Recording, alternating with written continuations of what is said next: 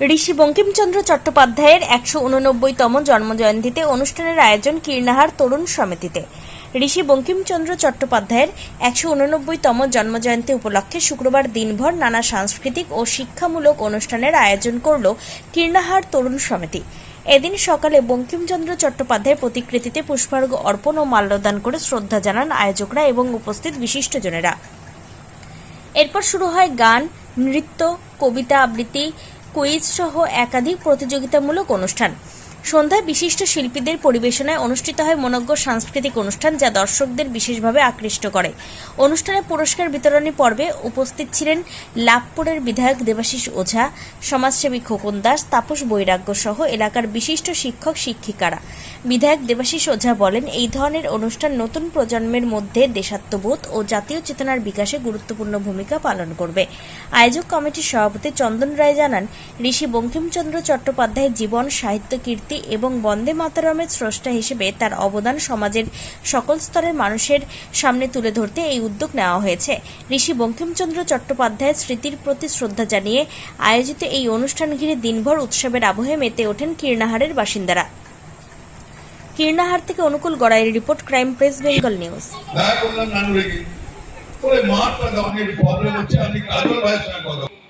আমরা কয়েকজন গেলাম, ঠিক এর মাঝে যে 3 দিনের প্রোগ্রাম কিনারে হবে তার মাঠের অনুমতি দিয়ে দেয়, যে মিঠারা আমাদের মাঠে কোনো গাড়ি ঢুকতে দাও, তারা লিখে দেওয়া দিতে। পিঙ্কি মন্ডল,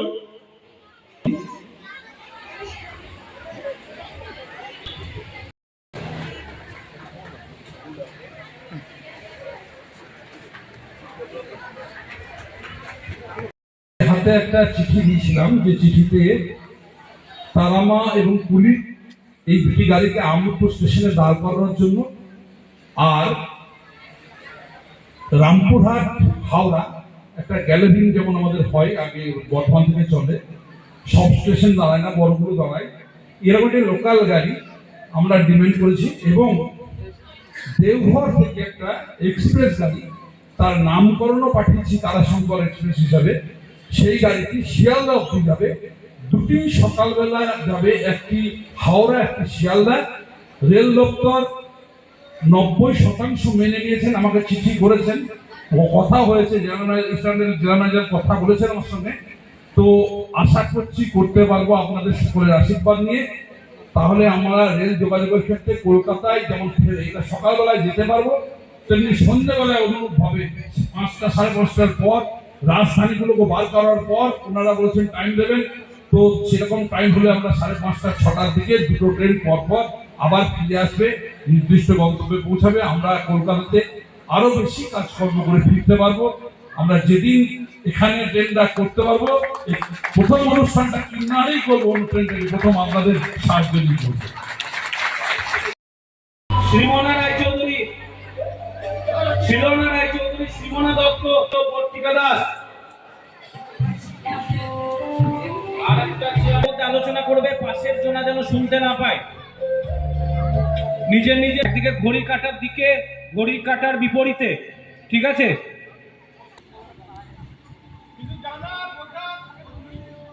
শুরু করব গ্রুপ।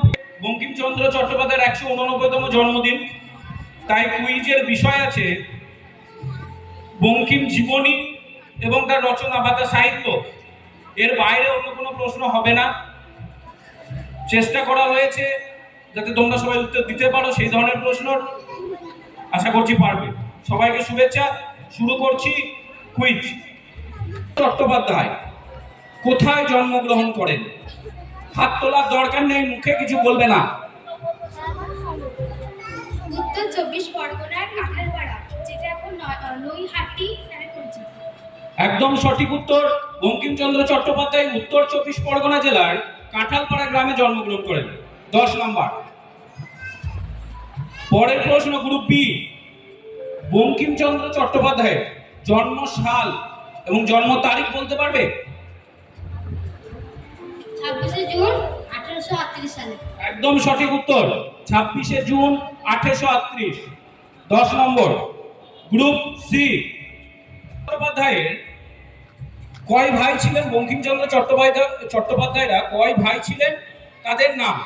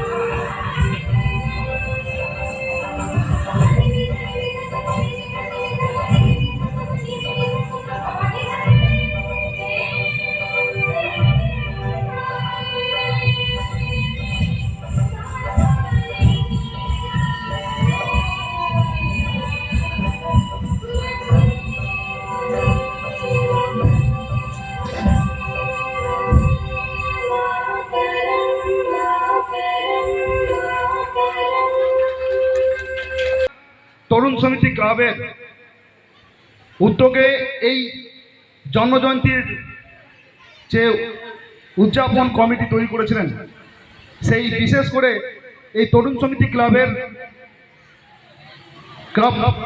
ক্লাব পক্ষকে এবং ক্লাবের সভাপতি সম্মানীয় চন্দন রায় মহাশয় এবং সম্পাদক তপন দত্ত মহাশয় এবং ক্লাবের সকল সদস্যকে আমি আন্তরিক ধন্যবাদ জ্ঞাপন করব যে আজকে আমাদেরকে এখানে আমন্ত্রণ জানানোর জন্য, এবং ধন্যবাদ জ্ঞাপন করব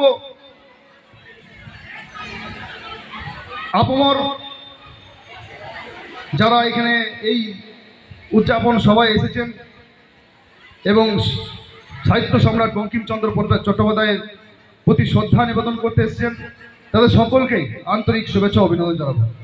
পেশাগতভাবে গ্র্যাজুয়েশন করার পর তিনি লও করেছিলেন, আইনের ছাত্র ছিলেন। তো একটা মানুষ কত দিকে পারদর্শী হতে পারে আর তার কলমে কি কি উঠে আসতে পারে আপনারা সকলেই দেখছেন। সেই মহান ব্যক্তিকে আমি আমার শ্রদ্ধা ও প্রণাম জানাই। আজকে তাকে নিয়ে আমরা বাংলা ভাবছি, তার কথা যখন ভাববো তখন নিশ্চিতভাবেই বন্দে মাতরম উঠে আসবে।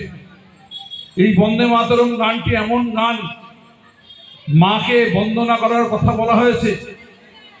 আমরা যার কাছ থেকে জন্মগ্রহণ করেছি, যে মাটিতে আমরা মানুষ হয়েছি, যে মাটি আমাদের এত অত্যাচার সহ্য করে, এত যত কিছু আমাদের আঘাত প্রতিঘাত এই মাটিতে, আমরা সেই ভারত মায়ের এখানে বার্তা দেবো আরও বেশি বঙ্কিমচন্দ্র সম্পর্কে জানতে।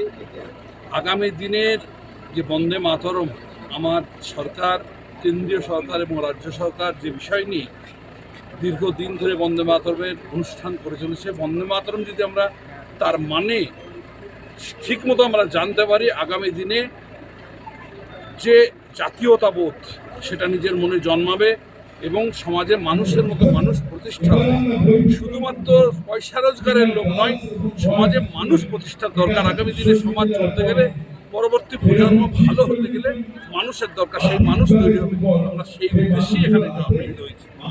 রেলমন্ত্রীর তরফ থেকে একটি চিঠি এসে পৌঁছেছে আপনার কাছে, সেখানে উল্লেখ করা হয়েছে যে খুব তাড়াতাড়ি এই সংশ্লিষ্ট রুটে ট্রেন বাড়বে। কি বলবেন এলাকাবাসীকে? আমাদের অত্যন্ত আনন্দের বিষয়, কারণ আমাদের শুধুমাত্র ধরুন আমোদপুর আমাদের এখান থেকে 25 কিলোমিটার যেতে হয়, বোলপুর যেতে গেলে 25 কিলোমিটার যেতে হয়, কাটোয়া যেতে গেলেও তার থেকে বেশি রাস্তা যেতে হয়। যদি আমরা এখানে সকালে একটি ট্রেন পাই বা দুটি ট্রেন পাই, আবার সন্ধ্যেবেলায় ফিরে আসতে পারি, আমাদের সকলের চাহিদা ছিল এটা। মানুষ কি, গভর্নমেন্টের কাজ মানুষের কী কী চাহিদা সেটা লক্ষ্য করা, গভর্নমেন্ট সেটা লক্ষ্য করেছে। আমার মাধ্যমে আমি চিঠি পৌঁছেছি, সরকার মেনে নিয়েছে, এরকম মানুষের কথা হয়েছে। তো আগামী দিনে ট্রেন চলবে, আমি খুশি, সকলেই খুশি, কারণ আমরা সকালে যেতে পারবো, রাত্রিতে ফিরতে পারবো কলকাতা থেকে, আর অন্য কোথাও নামতে হবে না, এখানেই চাপবো, এখানেই নামবো।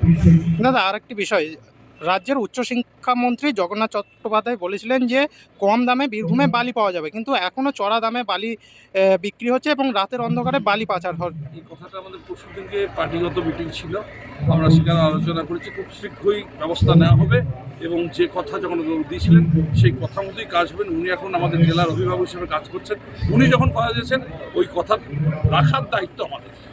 আর বারবার প্রশাসনিক দপ্তরে আগুন লাগছে, আজকে নানুর গ্রাম পঞ্চায়েতে আগুন লেগেছে। আগুন লাগার একটাই কারণ, তৃণমূলের কপালে যখন আগুন লেগেছে তখন বাকি আগুন না লাগলে অনেকেই অ্যারেস্ট হয়ে যেতে পারে। সুতরাং আগুন লাগিয়ে কাগজ নথি নষ্ট করলে আগামী দিনে বাঁচা কী করে যায় সেই প্রচেষ্টাই হচ্ছে আগুন লাগানো।